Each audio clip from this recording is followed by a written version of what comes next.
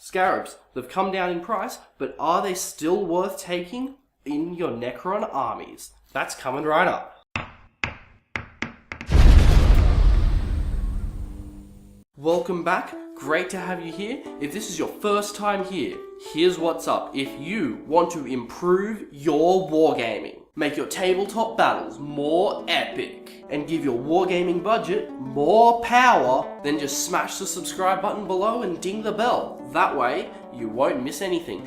And at the end of this video, I have an announcement to make about some changes that are going to be happening here on the channel in the next couple of months, so stick around for that. So today, we're talking about Scarabs and how you can use them on the battlefield to protect your characters in a technique called bubble wrapping. Wait, really? The technique's called bubble wrapping? Well, I guess this makes sense then. Okay, so trying to avoid making any blaring rules mistakes this time, let's talk about Scarabs. And if I do make any obvious mistakes, then I apologize in advance, and then please chuck them in the comment section below so that I can correct the mistake. So, let's talk about the Canoptek Scarab. They are 13 points in this edition, so they're the second cheapest they've ever been. They used to be 12 points back in this codex, then they were 15 points, then they were 20 points. And the one thing that they've always had in common is that they have lots of wounds, and their attacks have a special way of dealing with stuff, even though they're only strength 3 and have always been. Now let's look at their amazing stat line. They get a 10-inch movement. I mean, that's actually fairly reasonable now that I think about it. 10 inches for Necrons, that's just fine. They move plenty, quick enough to keep up with all your stuff. The fact of the matter is that you are likely to not move them their full movement a lot of the time. Now, they also have a weapon skill and ballistic skill of 3+. I don't know why they have a ballistic skill. They don't shoot anything. But weapon skill 3+, that's good. Strength 3, so kinda crappy for Necrons, but fairly average when you look at 40k as a whole. Toughness 3, again, it's in the same boat as a strength 3. Now, 3 wounds, which means a squad of 9 of these things is gonna soak up quite a bit of firepower before going down. And then 4 attacks apiece, so if you're running a squad of 9 of them, that's a fairly decent amount of attack. Then leadership 10, like all Necrons, and a 6+ save, which is kind of pointless because most guns are going to strip it away, and 6+, it's kind of shocking, but they're Scarabs and they're cheap. They're not supposed to be incredibly durable. Now, their weapon, which is the Feeder Mandibles, it's melee, it's strength 3, it's AP nothing, and it's 1 damage. So it's kind of average. But what it is really cool with is that if you're going up against stuff that is double toughness of the Scarab's strengths, which is most vehicles, you're wounding on 5s rather than 6s, which means you're going to be wounding most things on 5s, which is fairly reasonable given the sheer number of attacks that they do have. Now, how do you use them, I hear you ask? Well, for starters, you do not run them in squads of this size. You want to have at least 6 of them to a squad, because running them in small squads, they're going to get killed very, very, very quickly. I would even recommend running them in max squads if you have enough Scarab bases, because even maxed out, that's still only 117 points. That's not a huge amount for the sheer number of wounds that they will have. Okay, so now, what are they good for?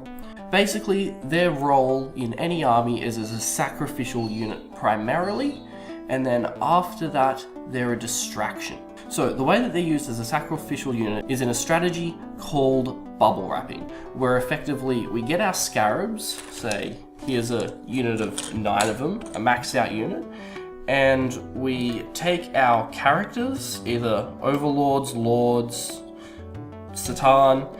Works really well with Satan because they are quite a big target just because of how brutal they are. And you take them and you just pop them in the middle like so.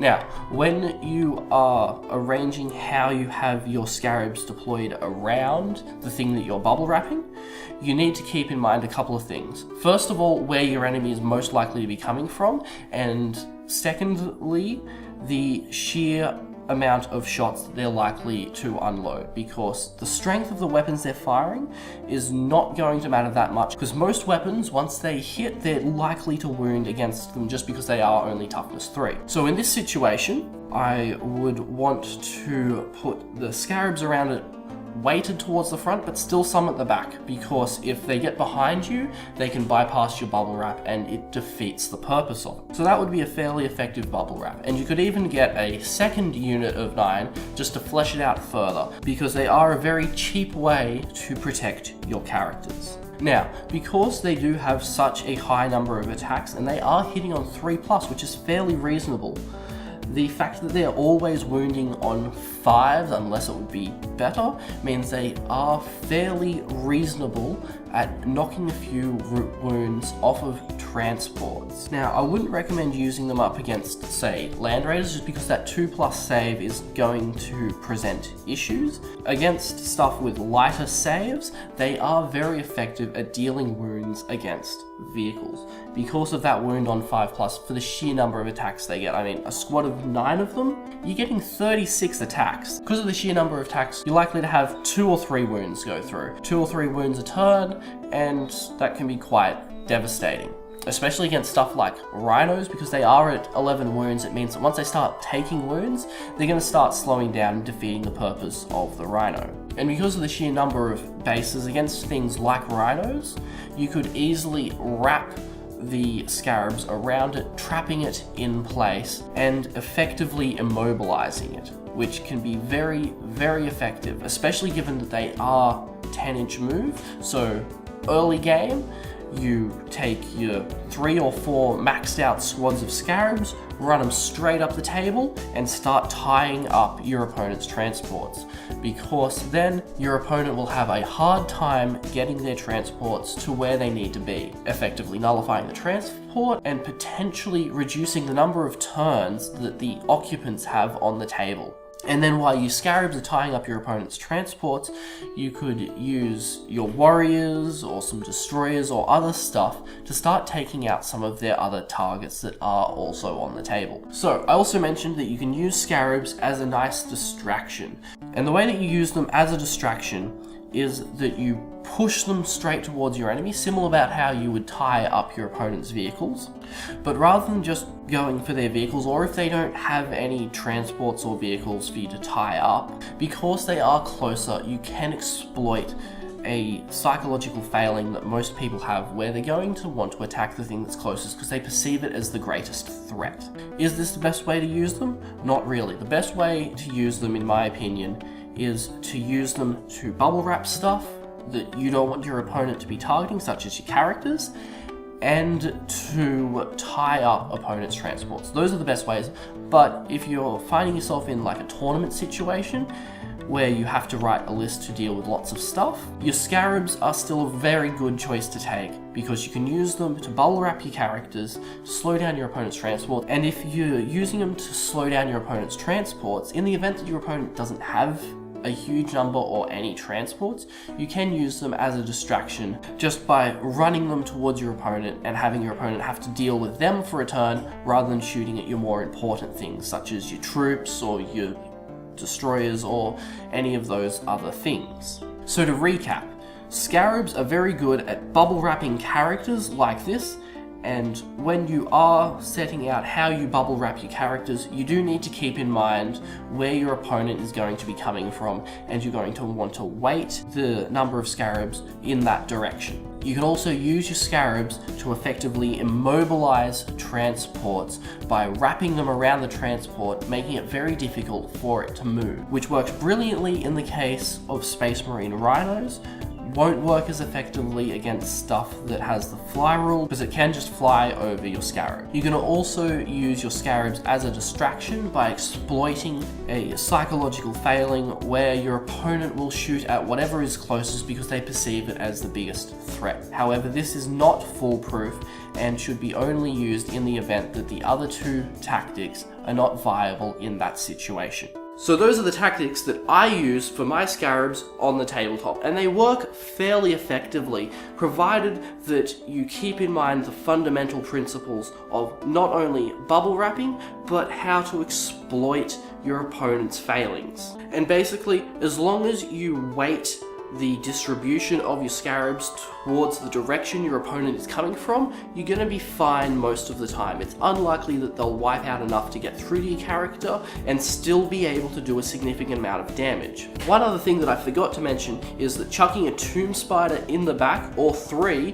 can be a very good way to keep your bubble wrap up for as long as possible. Because if you have 3 tomb spiders back there, it means that you're bringing back 3 bases every single turn, which is very, very effective, especially if you're up against an opponent that has the volume of dice necessary to take down your scarabs. And having the tomb spiders there can also present a very good psychic defense in the event that you find yourself up against an army of psykers. So, those changes that I mentioned. Recently, I have had to take on a whole bunch more responsibilities, so I don't have as much time to produce videos, but the channel's still going to be here and I'm still going to be putting out a video every week as I have been. However, they are going to be weighted more towards more strategic videos just because they are a lot quicker for me to produce, given that I don't have to spend as much time waiting for glue and paint to dry. I'm still going to try to get a battle report out at the end of each month where I can. The one for September will most likely be out early October just because of scheduling issues that I have run into. So don't worry, the battle reports are still going to be coming. I still will be making terrain, just not quite as much, and you will have more strategies that I will try to do as best as possible and fact check things better in the future. So, as usual, if you like this video, give it a thumbs up so that we know that you like it, so we can keep making stuff that you like. And if you have any suggestions for anything wargaming related, chuck it in the comment section below. And as always, if you want to improve your wargaming, make your tabletop battles more epic, and give your wargaming budget more power, then just smash the crosshair and ding the bell. You'll subscribe and I'll be able to share with you more battle reports, terrain tutorials, and strategies to make your wargaming experience more epic. And I'll see you next time.